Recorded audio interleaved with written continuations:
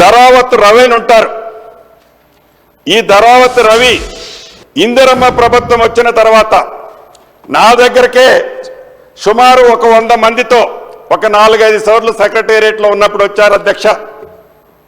వారి ఆవేదన బాధ ఏంటి అంటే ఈ 2020 చట్టం రాకముందు ఈ ధరణి పోర్టల్ లేనప్పుడు ఆ గ్రామంలో గిరిజనులకు సంబంధించిన సుమారు 1398 ఎకరాల 3 కుంటలు, అది సర్వే నెంబర్ 149, 150, 154, 165, 166, 168 ఈ సర్వే నెంబర్ల గల భూమి ధరణి రాకముందు ఇది పాస్బుక్లున్నాయి అధ్యక్ష. ఈ పాస్బుక్లున్న భూమి ధరణి అనే కాన్సెప్ట్ ఏదైతే తీసుకొచ్చారో, ఏదైతే 2020 చట్టాన్ని తీసుకొచ్చారో, ఈ చట్టంతో ఆ నిరుపేదలైన గిరిజనులు వారికి తరతరాల నుంచి అనుభవిస్తున్న ఆ భూమి మీద ఉన్న హక్కులతో పాటు మీకు ఈ భూమి మీద ఏమీ హక్కు లేదు, ఇదంతా ఫారెస్ట్ ల్యాండ్ అని తేల్చడం జరిగింది. అది ఆ ధరణి వెబ్లో కనిపించడం వల్ల అతను ఆనాడు ప్రభుత్వంలో ఉన్న ఎంపీటీసీ అనేక పర్యాయాలు అనేక సందర్భాలలో ఆ ప్రాంతానికి పోయే మంత్రులను కానివ్వండి, ప్రజాప్రతినిధులు కానివ్వండి, వందలాది మంది చెప్పులు అరిగిందాకా తిరిగారు. కానీ వారు ఏర్పాటు చేసిన ధరణి, వారి ప్రజాప్రతినిధి ఎంపీటీసీ కూడా న్యాయం చేయలేని పరిస్థితిలో ఆ చట్టాన్ని, ఆ వెబ్సైట్ని వాళ్ళు ఏర్పరచుకొని బాధపడ్డ సందర్భాలు ప్రత్యక్షంగా ఇందిరమ్మ రాజ్యం వచ్చిన తర్వాత నాకు కానీ మిగతా సహచర మంత్రులకు కానీ ఆ రవి అనే వ్యక్తి వచ్చి చెప్పడం జరిగింది. దాన్ని పరిష్కార మార్గం చాలా వరకు ఇందిరమ్మ ప్రభుత్వం అంటేనే పేదోళ్ల ప్రభుత్వం కాబట్టి దాన్ని పరిష్కార మార్గం కనుగొనే కార్యక్రమాన్ని చేపట్టడం జరిగింది. ఇలా ఒక ఎగ్జాంపుల్ మీ తమరి దృష్టికి తెచ్చాను. లక్షలాది మంది తెలంగాణ రాష్ట్రంలో ఈ ధరణి వల్ల కానీ 2020 చట్టం వల్ల కానీ ఇబ్బంది కలిగిన మాట ముమ్మాటికి వాస్తవం. ఇక్కడున్న అటుపక్క కూర్చున్న సభ్యులు ప్రత్యక్షంగా చెప్పలేకపోవచ్చు, ఆ పేర్లు కూడా నేను కోట్ చేయను. అనేక సందర్భాలలో నేను రెవెన్యూ మంత్రి అయిన తర్వాత ఆనాటి ప్రభుత్వంలో జరిగిన ఇబ్బందులు, కష్టాలు వారు ప్రత్యక్షంగా చెప్పినవి కోకొల్లలున్నాయి. అంతేకాదు, ఏదైతే ఈ ధరణిని తీసుకొచ్చేటప్పుడు ఒక ఆలోచనతో కాకుండా అర్ధరాత్రి ఈ ధరణిని ప్రమోట్ చేయటం వల్ల వ్యవసాయేతర భూములైతే 4 నెలలు రిజిస్ట్రేషన్ లేవు అధ్యక్ష, 4 నెలలు రిజిస్ట్రేషన్ లేవు. భూములు భూ ఆసాములంతా రోడ్డెక్కారు. అదేవిధంగా వ్యవసాయ భూములైతే సుమారు 2 నెలలు రిజిస్ట్రేషన్ లేవు.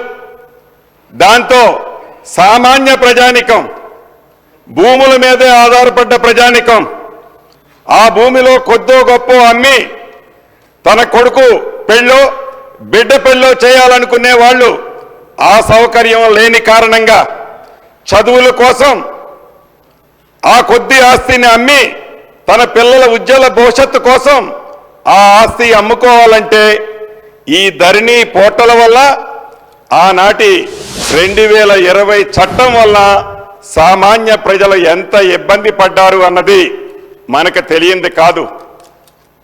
ఇది నేనేదో మీ ముందు చెప్పటమేనో, ఆనాటి ప్రభుత్వాన్ని విమర్శించాలనో, ఉద్దేశపూర్వకంగా ఎన్నికల ముందు మేము అన్నాము కాబట్టి బేషజాలకుపై ఈ చట్టాన్ని మార్చాలనో ఉద్దేశం కానే కాదు అధ్యక్ష. ఈ చట్టంలో మంచి అంశాలు కూడా ఒకటి ఉంది. ఆ వివరాలు చెప్పేటప్పుడు తప్పకుండా మంచి చేసిన దాన్ని ఆనాటి ముఖ్యమంత్రి గారిని వారి సూచనలు ఇచ్చిన సలహాదారులు కానీ తప్పకుండా పొగడటం కూడా జరుగుద్ది అధ్యక్ష. ఇక్కడ ఉద్దేశపూర్వకంగా వ్యక్తిగతంగా ఏదో ప్రతిపక్షాన్ని అంటే మాకేదో కలిసి వస్తుందనే ఉద్దేశంతో ఆలోచన ఈ ఇందిరమ్మ ప్రభుత్వంలో మాకు కానీ మా నాయకులు రేవంత్ రెడ్డి గారు కానీ మా సహచర మంత్రులకు కానీ సభ్యులకు కానీ ఎవరికీ లేదన్నది తమరి ద్వారా ప్రధాన ప్రతిపక్ష నాయకులకి ఈ వేదిక ద్వారా తెలియజేస్తున్న అధ్యక్ష. ఇక ఈ ధరణితో ఈ 2020 చట్టంతో ఏదైతే అధికారంలోకి వస్తే ఇందిరమ్మ రాజ్యం వచ్చిన తర్వాత బంగాళాఖాతంలో వేస్తామన్న దాన్ని గ్రామీణ ప్రాంతంలో ఉండే రూరల్ ప్రాంతంలో ఉండే ప్రతి కుంట భూమున్న వ్యక్తులు కూడా ఇందిరమ్మ ప్రభుత్వాన్ని ఆశీర్వదించారు. ఎప్పుడైతే అనేక వేదికల్లో గౌరవ రేవంత్ రెడ్డి గారు కానీ మిగతా నాయకులు కానీ బంగాళాఖాతంలో వేస్తామన్న దాన్ని ఆనాటి ముఖ్యమంత్రి గారు ఈనాటి ప్రధాన ప్రతిపక్ష నాయకులు అనేక వేదికల మీద కోట్ చేశారు అధ్యక్ష. అద్భుతమైన చట్టాన్ని నేను తీసుకొస్తే మీ అందరికీ ఉపయోగకరమైన చట్టాన్ని నేను తీసుకొస్తే తెలివిలేని ఆ దద్దమ్మలు ఆలోచన లేని ఆ మూర్ఖులు ఈ ధరణి చట్టాన్నట బంగాళాఖాతంలో వేస్తారట. మీరు బంగాళాఖాతంలో వేస్తున్న పార్టీని ఆ వ్యక్తుల్ని బంగాళాఖాతంలో వేయమని అనేక వేదికల మీద అనేక సందర్భాల్లో ఆ గౌరవ మాజీ ముఖ్యమంత్రి గారు సంబోధించారు అధ్యక్ష. ప్రజలకి ఒక క్లారిటీ ఉంది.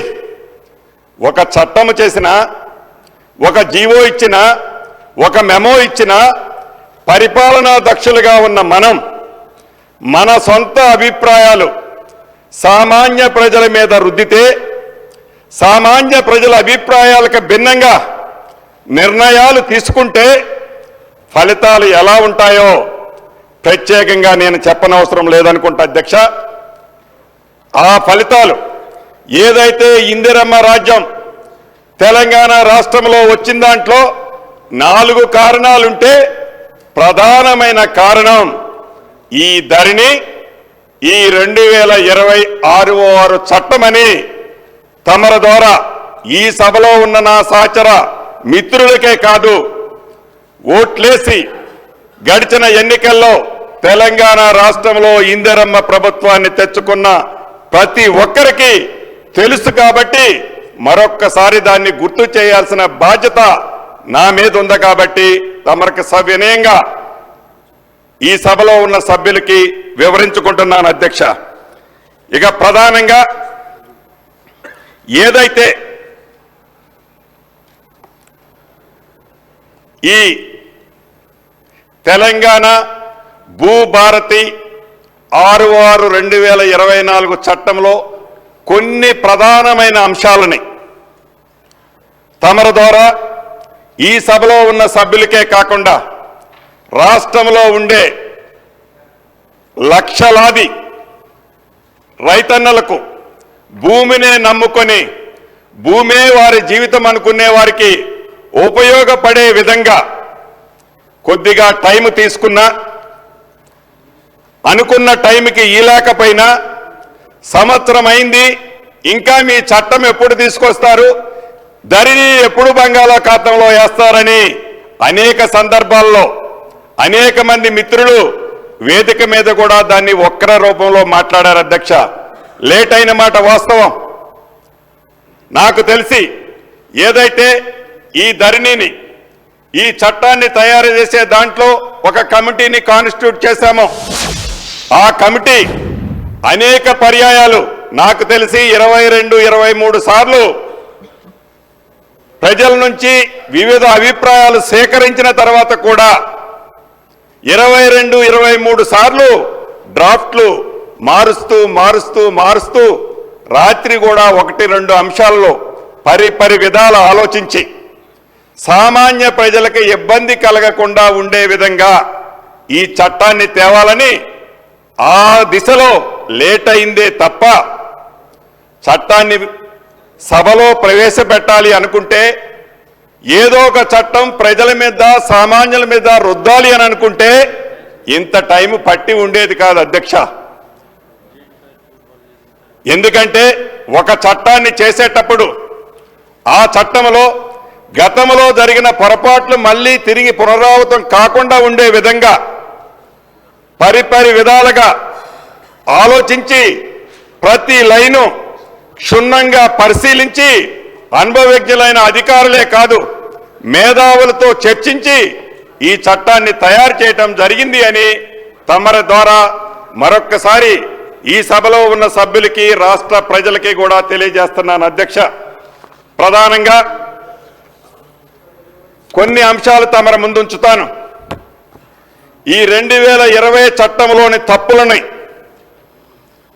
అధ్యయనం చేసి ఈ భూభారతి ద్వారా పూర్తిగా ఎవరైతే నిరుపేదలున్నారో ఈ రాష్ట్రంలో భూములున్న వాళ్ళు 5 కుంటలు 10 కుంటలు 20 కుంటల భూములుండి ఆ భూమి ఫిజికల్గా అంటే పొజిషన్లో వాళ్ళు ఉన్నారే తప్ప పేపర్ మీద లేక ఇబ్బంది పడుతున్నారో భూములున్న ప్రతి వారికి పూర్తి భద్రత కల్పించే విధంగా ఈ 2024 చట్టాన్ని తయారు చేశామని సవినయంగా మరొక్కసారి తెలియజేస్తున్నాను అధ్యక్ష. ఏదైతే ధరణిలో పార్ట్ బికు సంబంధించి 18 లక్షల ఎకరాల 18,26,000 ఎకరాలు పార్ట్ బిలో ఉంది అధ్యక్ష. ఈ పార్ట్ బిలో ఉండే 18,26,000 ఎకరాలని ఈ చట్టం ద్వారా అది ప్రైవేటు భూమా గవర్నమెంట్ భూమా ప్రైవేటు భూమై 2014కు ముందు పాస్బుక్లుంటే ఏ కారణం చేత ఈనాడు దాన్ని పార్ట్ బిలో పెట్టారు. ఇది కోర్టులలో ఉన్నదైతే కోర్టుల పరిధిలో ఉన్నదైతే దాని గురించి మనం దీంట్లో చర్చించడంలా, ఎందుకంటే కోర్టు నిర్ణయించిన తర్వాతే దాన్ని మనం పరిష్కరించగలుగుతాం. అదే రకంగా ప్రభుత్వానికి సంబంధించిన అది ఫారెస్ట్ ల్యాండ్ కావచ్చు, వక్ఫ్ బోర్డు ల్యాండ్ కావచ్చు, ఇంకా దేవాలయ భూములు కావచ్చు, ఇతరత్ర ప్రభుత్వానికి సంబంధించిన సంస్థల్లో ఉన్న భూములని బైఫర్కేట్ చేసి ప్రజలకు సంబంధించిన ఆస్తులకి పూర్తి భద్రత ఈ పార్ట్ బిలో ఉన్న వాటిని ఈ చట్టం ద్వారా పరిష్కరించడం జరుగుద్ది అధ్యక్ష. ఇమ్మీడియట్లీగా ఆ ఆస్తిని కొనుక్కునే వాళ్ళకు కూడా మొటేషన్ చేసే అంశాన్ని అన్నిటికీ అదే పెట్టారు. మేము ఈ చట్టంలో దీన్ని 3 రకాలుగా విభజించడం జరిగింది అధ్యక్ష. మొదటి అంశానికి సంబంధించి ఏదైతే క్లియర్ టైటిల్తో భూములు అమ్ముకునేటప్పుడు కొనుక్కునే వారికి డాక్యుమెంట్తో పాటు మొటేషన్ కూడా చేసే హక్కు 2020 చట్టంలో ఆనాటి మాజీ ముఖ్యమంత్రి గారు పెట్టడం జరిగింది. దాన్ని యాజ్ ఇట్ ఈజ్గా ఏ బేషిజాలకి పోకుండా అది మంచిది కాబట్టి దాన్ని యాజ్ ఇట్ ఈజ్గా ఉంచటం జరిగింది. అది ఒక్కటే ఈ 2020 చట్టంలో మంచి కార్యక్రమం. దాంట్లో కూడా ఒకటి మిస్ అయ్యారు అధ్యక్ష. ఏం మిస్ అయ్యారంటే దాంట్లో గౌరవ హరీష్ రావు గారు రాసిన లెటర్లో కొన్ని పాయింట్లో ఇది కూడా మెన్షన్ చేశారు అధ్యక్ష. దాన్ని కూడా పరిగణనలోకి తీసుకున్నాం ఈ చట్టంలో. ఏదైతే డాక్యుమెంట్ ద్వారా రిజిస్ట్రేషన్ జరిగిందో మొటేషన్ అయిందో దాంట్లో కూడా ఏదైనా అబ్జెక్షన్స్ ఉంటే ఏదో ఒక ప్లాట్ఫారం మీద వాళ్ళు అప్లై చేసుకునే విధంగా ఈ డాక్యుమెంటు ఎంఆర్ఓ గారి దగ్గర రిజిస్ట్రేషన్ అవుతుంది కాబట్టి నెక్స్ట్ అప్పీల్ అథారిటీ ఆర్డీఓ గారు కలెక్టర్ గారికి పెట్టడం జరిగింది అధ్యక్ష. ఎవరికైనా అభ్యంతరం ఉంటే అప్పీల్ అథారిటీని ఈ చట్టంలో పొందుపరచడం జరిగిందని తమర ద్వారా ఈ సభ్యులకి ప్రజలకి తెలియజేయడం జరుగుతుంది అధ్యక్ష. అంతేకాదు, ఏదైతే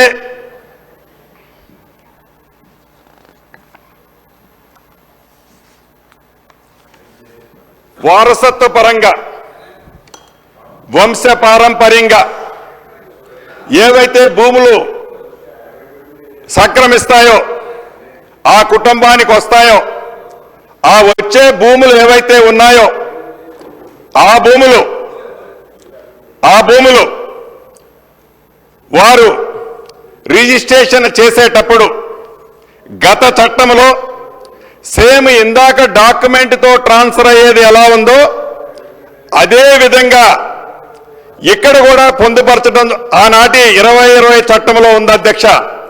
దానితో వంశపారంపర్యంగా వచ్చే టైటిల్కి సంబంధించిన ఆస్తుల విషయంలో అనేక గ్రామాలలో పట్టణాలలో ఈ విషయంలో అనేక ఇబ్బందులు ఎదురవుతున్నాయి అధ్యక్ష.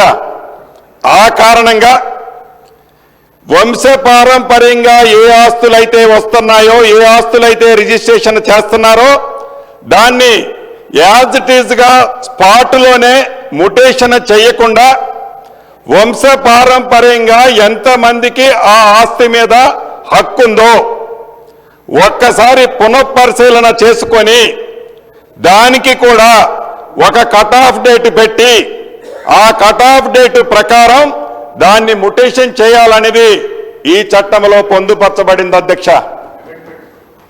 అయితే అక్కడ నుంచి ఏదైతే వారికి ఏదైనా సమస్య ఉంటే వారికి ఏదైనా ఇబ్బంది ఉంటే ఆ సంబంధించిన డాక్యుమెంట్ కూడా నెక్స్ట్ అప్పీల్ అథారిటీ అది ఆర్డీఓ గారు కలెక్టర్ గారు కూడా నెక్స్ట్ అప్పీల్ అథారిటీ ఏర్పాటు చేయడం జరిగింది అధ్యక్ష. ఇక మూడో భాగం ఈ రిజిస్ట్రేషన్లో మూడో భాగమైంది ప్రధానమైంది అధ్యక్ష. వారసత్వం అదే రకంగా క్లియర్ టైటిల్తో కాకుండా కోర్టుల ద్వారా ఓఆర్సీ ద్వారా 38E ద్వారా ఇలా ఒక 14 రకమైన అంశాలు ఉన్నాయి అధ్యక్ష. ఈ 14 రకాలైన అంశాలు ఏవైతే ఉన్నాయో ఈ 14 రకమైన అంశాలకు సంబంధించిన రిజిస్ట్రేషన్లు ఉన్నాయో ఏదైతే ఈ రిజిస్ట్రేషను ఎంఆర్ఓ గారు చేస్తే ఈ చేసిన ఎంఆర్ఓ గారిది రైట్ ఆర్డీఓ గారికి పెట్టడం జరిగింది అధ్యక్ష. ఈ ఆర్డీఓ గారికి పెట్టడం వల్ల ఒకసారి క్రాస్ చెక్ జరగడం జరుగుద్ది. అదే రకంగా ఆర్డీఓ గారి పైనున్న